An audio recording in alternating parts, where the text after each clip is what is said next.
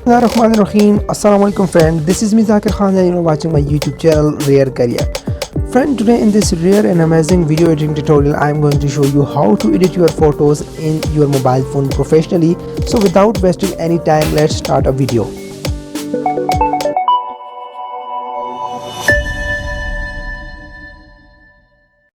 Friends, the application that I am going to use is Snapseed that you have to be download from Play Store and install it.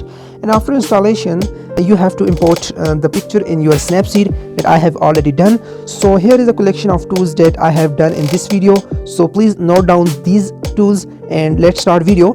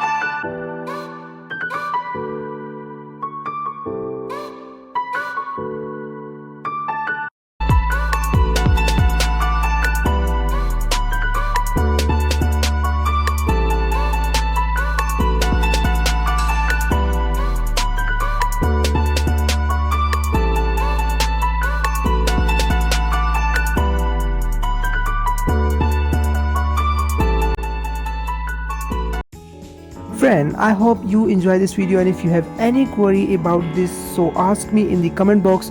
And if you like this video, don't forget to like and subscribe my channel. And goodbye and have a good day.